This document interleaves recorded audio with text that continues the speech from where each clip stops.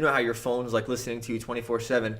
I suddenly saw like ads and pages on Facebook popping up for like houses for sale in Japan, and surprisingly they weren't expensive like that. Like of course they have like expensive properties throughout the country, but these were like maybe like $50,000 to $100,000. Like what are you getting for $50,000-$100,000 in the Northeast? You know what's a really good A hack shack. in Japan?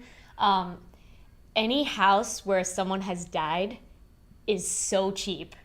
Like you can get a beautiful home, and Japanese people won't touch it because they're really like kind of superstitious, I guess. Like That's awesome. I mean, not I'm not I had- I'm I not had a awesome, friend- but I that's had a like I've friend never that- heard that before. I had a friend buy a gorgeous house, and I was like, not to be rude, but and I know what he does for a living. He like runs like a tour group kind of thing. I'm like, not to be rude, but like, how do you afford this house? And he was like, oh, somebody died here, so I got a really good deal.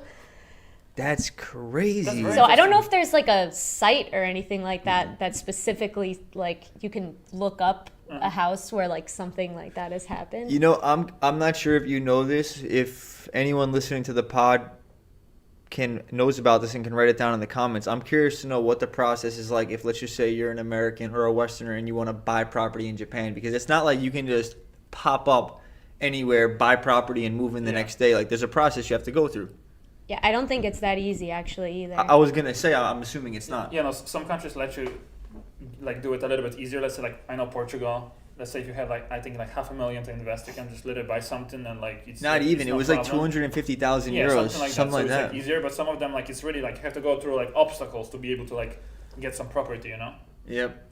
Yeah, and Japan is a kind of as great of a country as it is and as warm and welcoming and amazing as the people are, it is somewhat of a xenophobic country as well. Like they're like 99% like ethnically homogenous like Japanese. They stick to And their they prefer it that way, I think too. So they don't really make it easy for you to buy property. You also, if you want to be a Japanese citizen, you have to renounce your citizenship. You're not allowed to have Oh wow. I Dual didn't know You that. citizenship. can't have dual with Japan. I didn't know I that. say that, and I think that you may technically be allowed, but they strongly discourage you from having dual citizenship. And I don't know if they make it a lot harder for you if you're not willing to renounce your citizenship. Interesting. Now